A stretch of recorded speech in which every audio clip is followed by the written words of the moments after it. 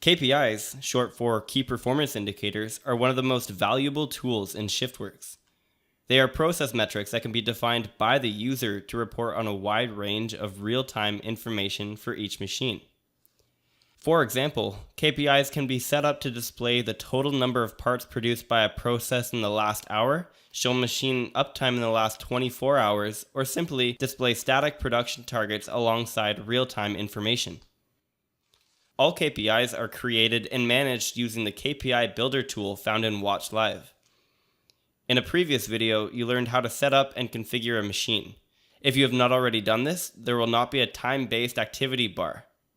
To access the Kpi Builder, click on any machine's bar to open a prompt, and click on the option labeled KPI Editor.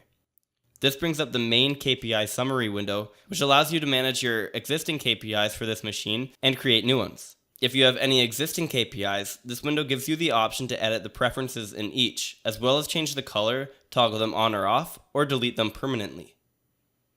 In this tutorial, I will make 3 different types of KPIs. The first one will display a machine's uptime as a percentage of the entire shift. See the video labeled Shifts and WatchLive for more information on shifts. The second example will measure the total number of parts produced by a machine in the rolling current hour. Finally, I will create a static KPI to display the hourly production goal for these parts. Remember, the number does not change in a static KPI. It is simply a label to help clarify how a process is running against an absolute baseline. Starting with the first example, click on Open Kpi Builder at the top of the window, and then select the Time Range drop-down menu. Aside from options labeled No Filter, these are all the shifts that have been created in the last video, so you can select a shift that the KPI will be correlated to. For this example, I will choose the morning shift so that the KPI limits its calculation within that time span.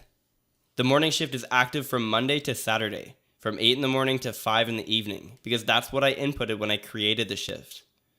When I selected a shift and proceeded to the next prompt for the time range, these options are available. These range of time options relate specifically to the previously defined shift and provide an additional layer of control. The most recent option will take information corresponding to the most recent day that the shift was active.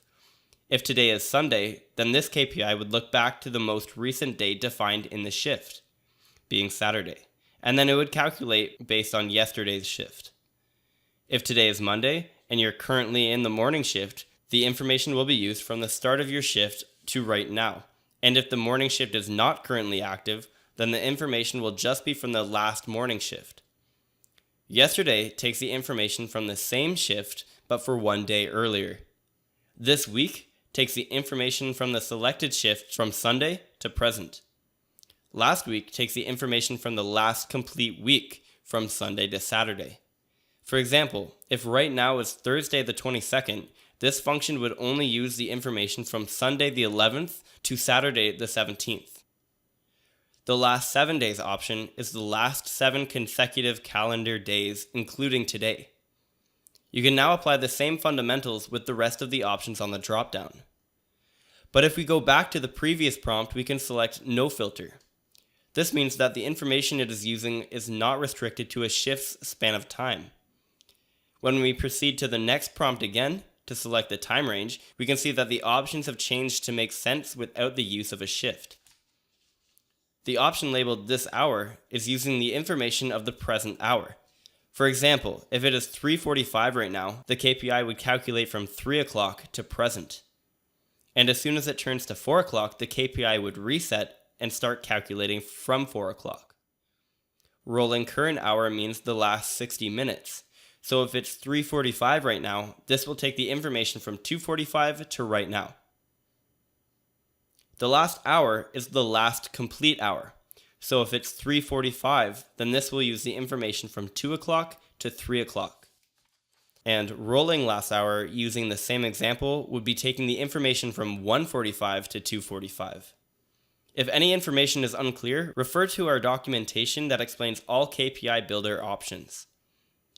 Moving on with the first example, where I want to base this KPI off the last morning shift, and it will measure the percentage of time that the machine has been running, known as uptime, I will go back to the first prompt and select morning shift. And then on the second prompt, I will select yesterday. so I can use the information from the last complete morning shift, rather than the current active one. Next, you can select which input you would like to use. This is specific to the machine and how it was first installed. This machine is a lathe, so it would make most sense to measure when the spindle is turning. Other machines, like the water jet cutter, for example, would have a different input to measure, like when the pump is active. For this example, I will choose the spindle input. Now, the final step to creating a KPI is choosing the algorithm. Downtime is the total percentage of time that the machines are inactive, or in this scenario, it's the total percentage of time that the spindle is stationary, because we chose the spindle input. Total count is the total number of times that the machine has gone from state off to state on. And total time is the amount of time that the spindle has been active. Uptime is the percentage of time that the spindle is turning. And value added is essentially uptime with a padding of 1 or 5 minutes, as defined in the global settings. The concept of value added was covered in the tutorial video labeled WatchLive bars and templates.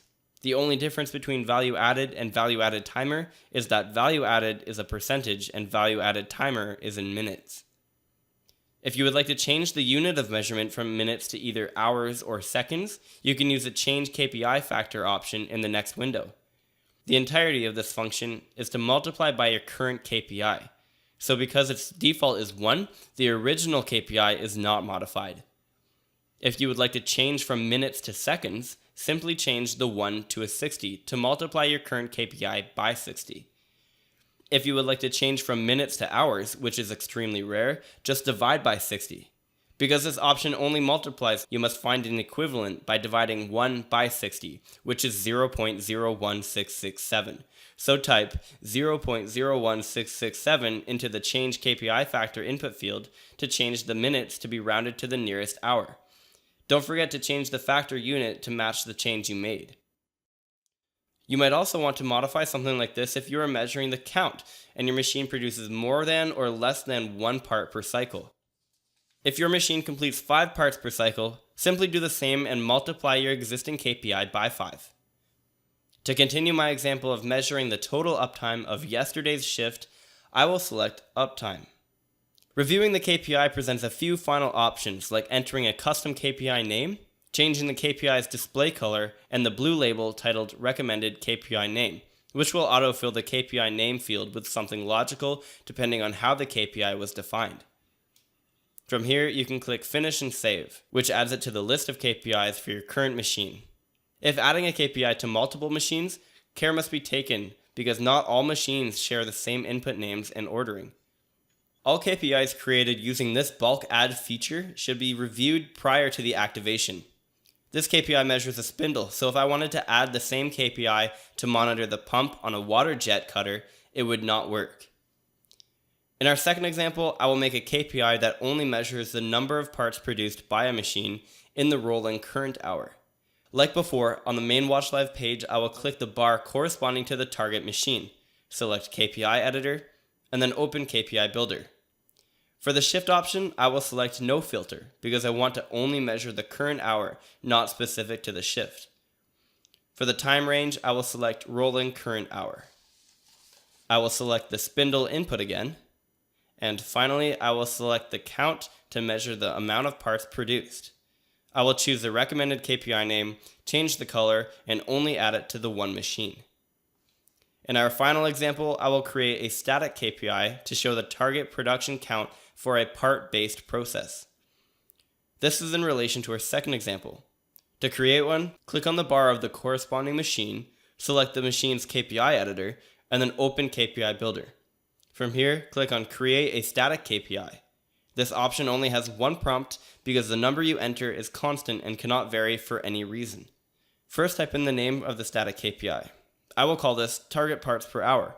Then type in the value, select the corresponding color, and then press Finish and Save. If you have any questions or would like to learn more, please contact us at info@getfreepoint.com.